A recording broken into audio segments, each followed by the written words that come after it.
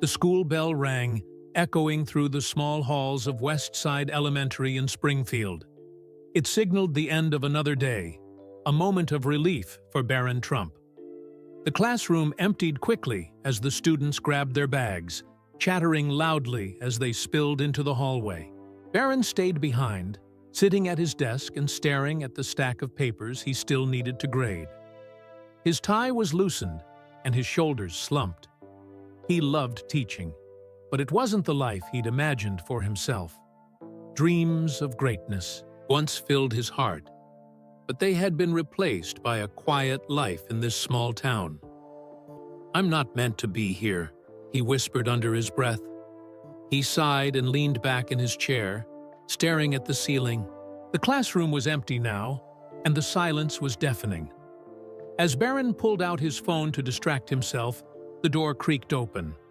He looked up to see Coach Jacobs, the school's basketball coach. Coach Jacobs was an older man, his white hair and weathered face showing years of dedication to the school. He always had a cheerful grin, but today there was an extra spark in his eyes. "Barron, how was class today?" Coach Jacobs asked, stepping into the room. Barron shrugged. "It was okay. These kids are a handful." Coach Jacobs chuckled. "Well, I seem to remember a young Barron Trump who gave his teachers a run for their money." Barron smirked, shaking his head. "I wasn't that bad." "Oh, you were worse," the coach teased. He leaned against the desk and crossed his arms. "But that's not why I'm here. I've got some exciting news." Barron raised an eyebrow, curious. "What kind of news?" "Do you remember Damian Sterling?" Coach Jacobs asked, his voice light with excitement. Barron frowned, the name pulling at a long-forgotten thread in his memory. "Damian Sterling?" he repeated, as if the name were foreign to him. "Come on, Barron," Coach Jacobs said, shaking his head in disbelief. "You don't remember Damian? You two were best friends in high school, played basketball together all the time." Barron's face remained blank. It had been years since high school, and those memories felt like they belonged to someone else. Coach Jacobs sighed dramatically, pulling out his phone. "Let me jog your memory."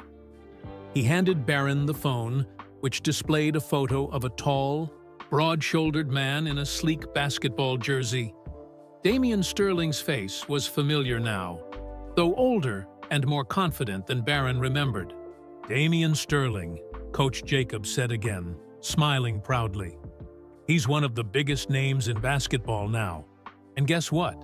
He's coming to Springfield this Friday. He's attending the big basketball game." Barron's stomach tightened. "Damian's coming here?" "That's right," the coach replied, nodding. "I reached out to him on social media. I wasn't sure he'd even remember me, but he responded right away.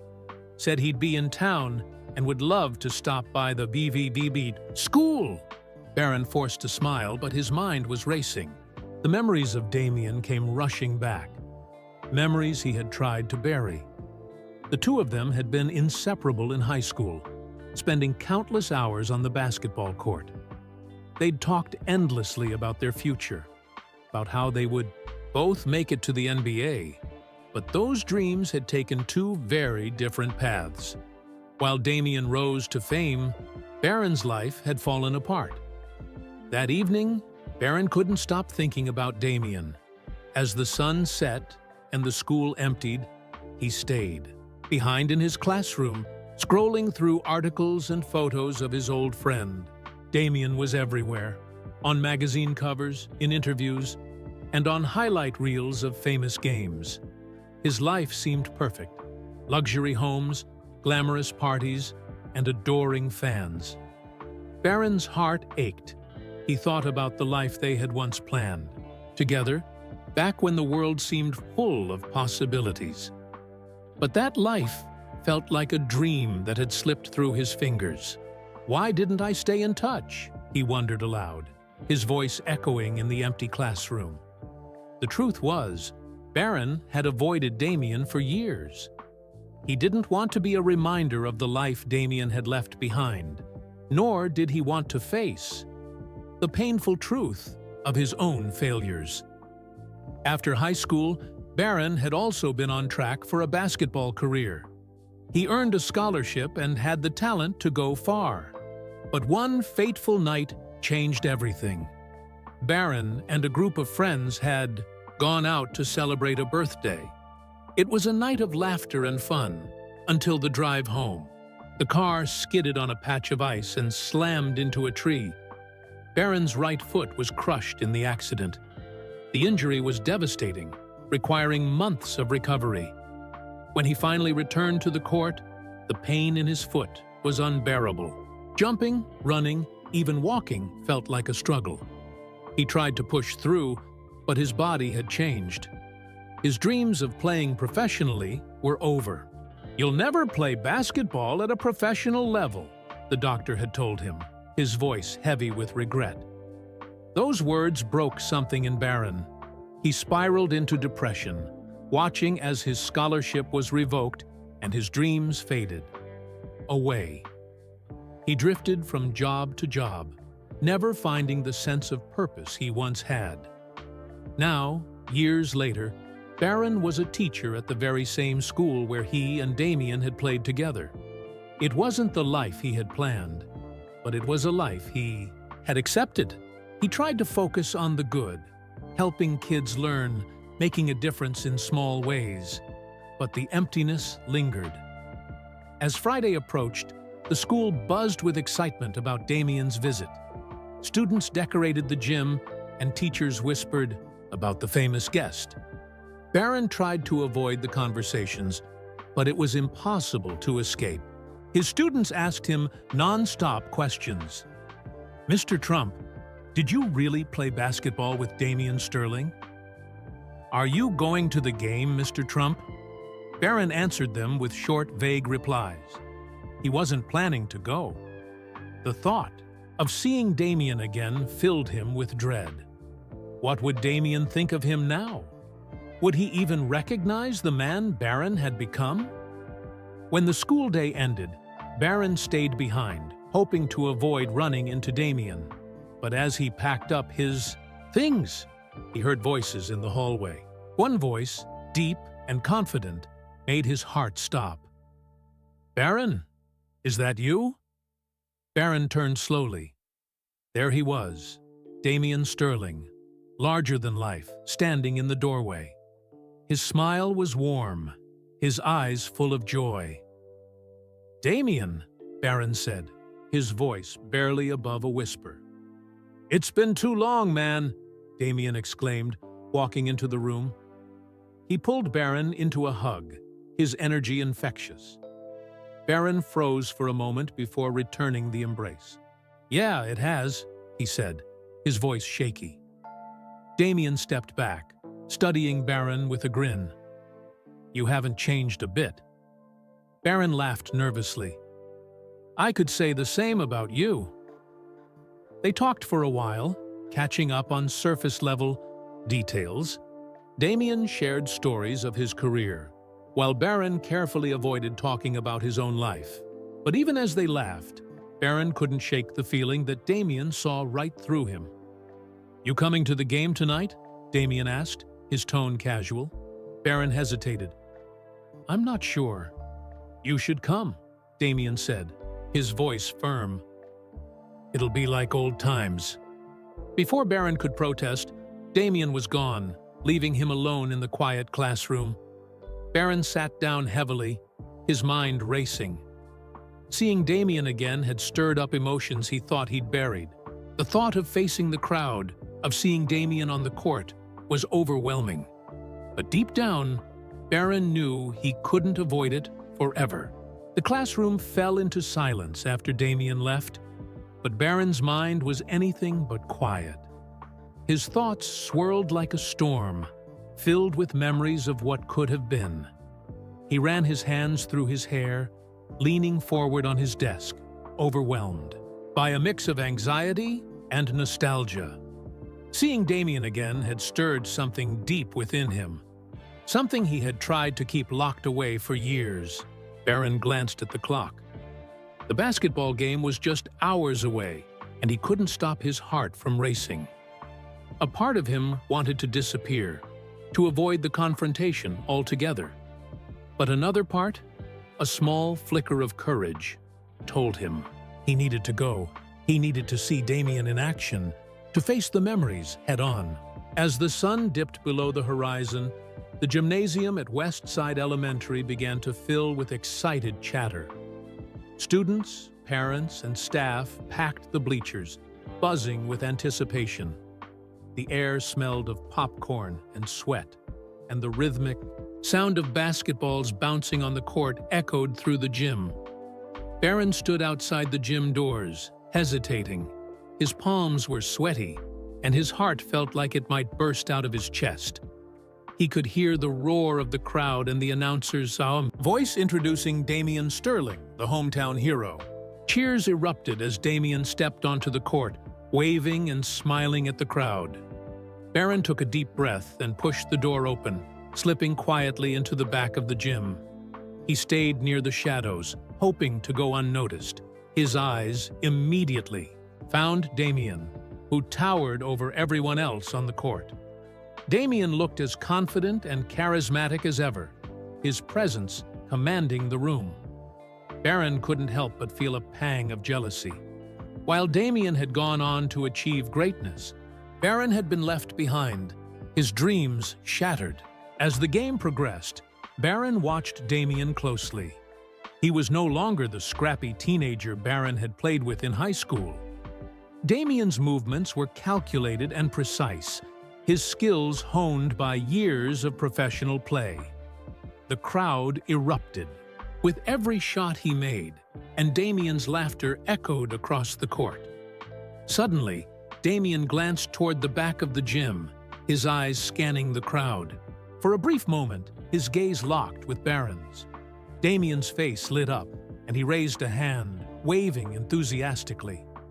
The gesture was so genuine, so full of warmth, that Barron couldn't help but smile back. "Barron!" Damien called, out, his voice carrying over the noise of the crowd. "Come here." The gym fell quiet as heads turned toward Barron. Embarrassed and unsure, he shook his head, trying to decline. But Damien wasn't having it. He jogged off the court, his long strides closing the distance between them in seconds. "You're not hiding back here," Damien said, clapping a hand on Barron's shoulder. "Come on, man. Let's show these kids what we used to do." "What? No, I can't," Barron started, but Damien was already pulling him toward the court. The crowd erupted in cheers as Damien led Barron onto the court.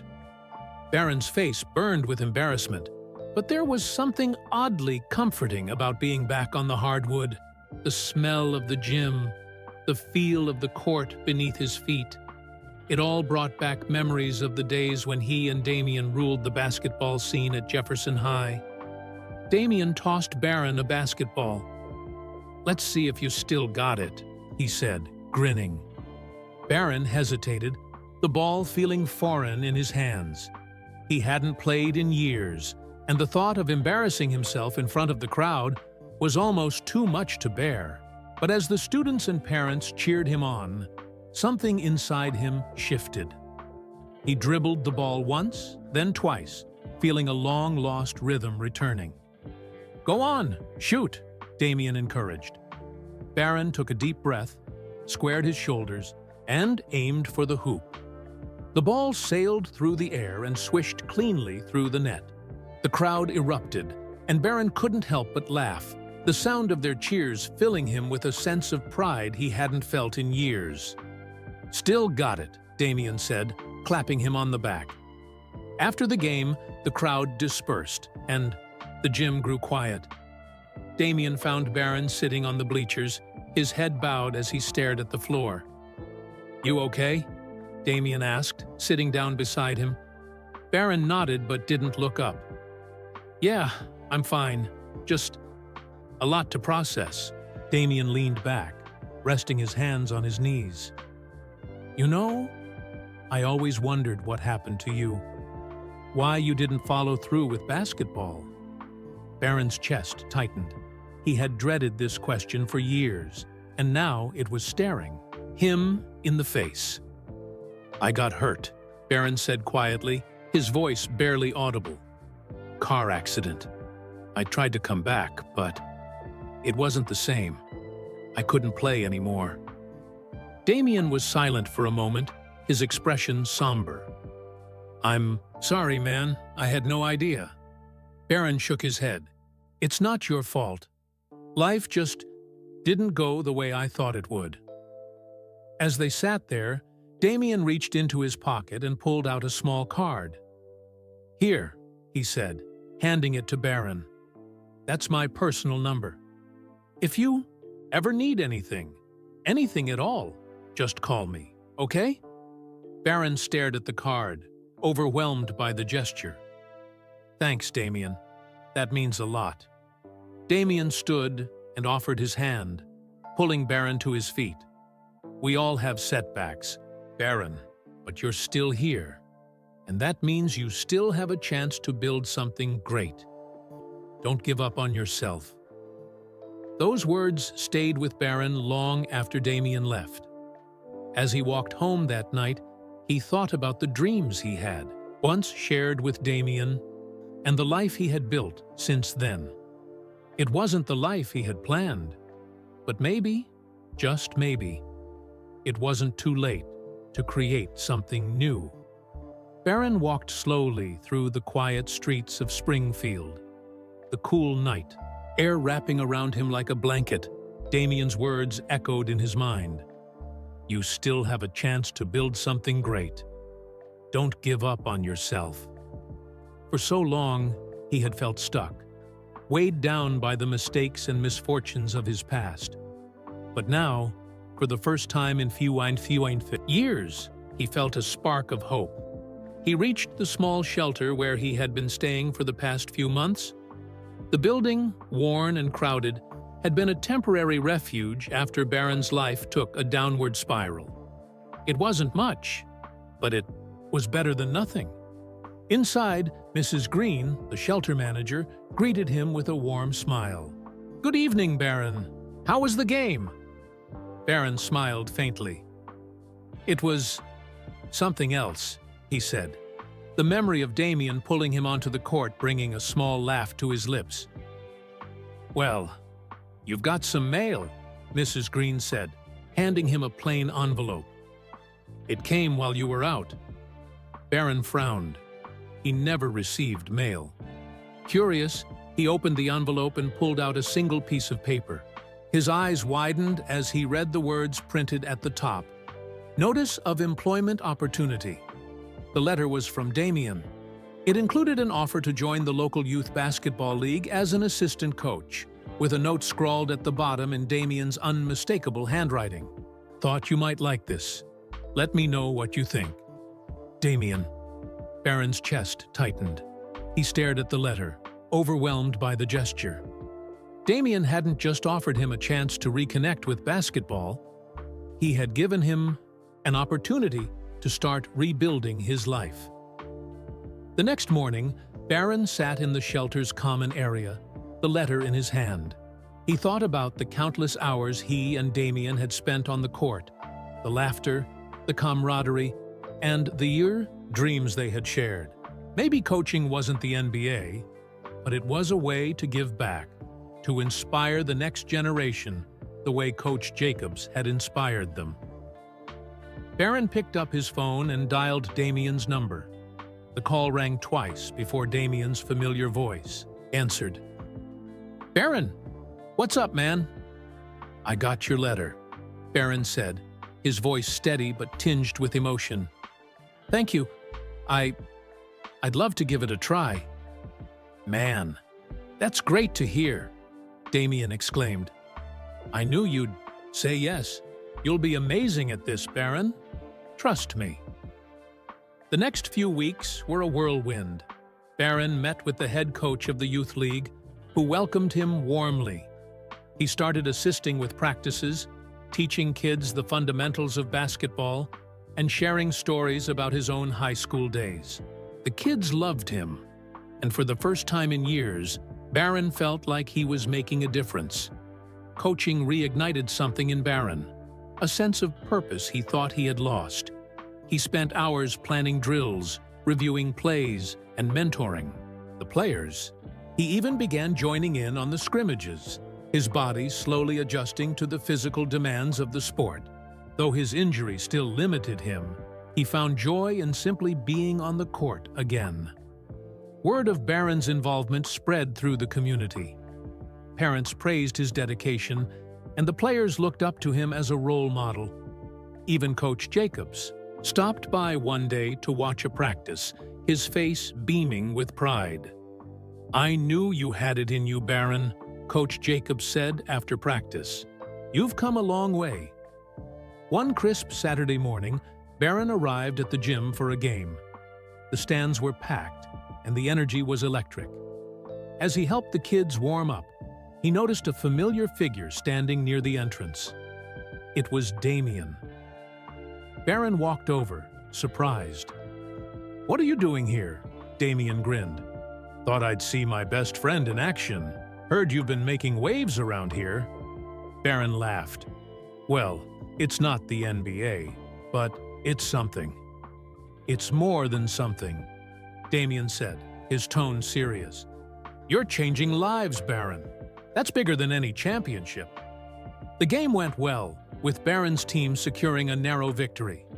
Afterward, Damien pulled Barron aside. "You know, I've been thinking," Damien began, his voice hesitant. "You've got a talent for this coaching thing. Ever thought about running your own program?" Barron stared at him, stunned. "My own program?" "Yeah," Damien said, his eyes lighting up. "I could help you get it started. Funding, equipment, whatever you need. Think about it." The idea planted a seed in Barron's mind. Over the next few months, with Damien's support, Barron began laying the groundwork for a new community basketball program. The initiative focused on giving underprivileged kids a safe place to play, learn, and grow. The program launched the following summer, and it quickly became a cornerstone of the community. Barron poured his heart into the work, finding joy in every success story and every child who walked through the gym doors with a smile. One evening, after a particularly busy day at the gym, Barron sat in his modest apartment, a place Damien had helped him secure. He looked around, taking in the framed photos on the walls, pictures of his team, moments from games, and even a photo of him and Damien from their high school days. For the first time in years, Barron felt whole. He had found a new dream. One that wasn't about fame or fortune, but about making a difference. A year later, at the program's anniversary celebration, Damien attended as a guest of honor. Standing before a crowd of parents, players, and supporters, Barron took the microphone. "I used to think my life was over when I lost basketball," Barron said, his voice steady but emotional. "But sometimes, life doesn't end. It just takes a different path. And if you're lucky, you'll have people like Damian Sterling to remind you that it's never too late to start over." The crowd erupted in applause as Damien stood and hugged Barron, tears in both their eyes.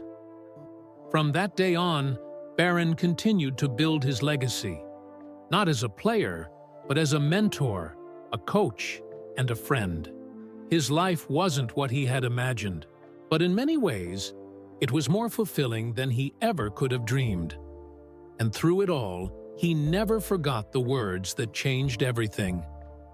You still have a chance to build something great.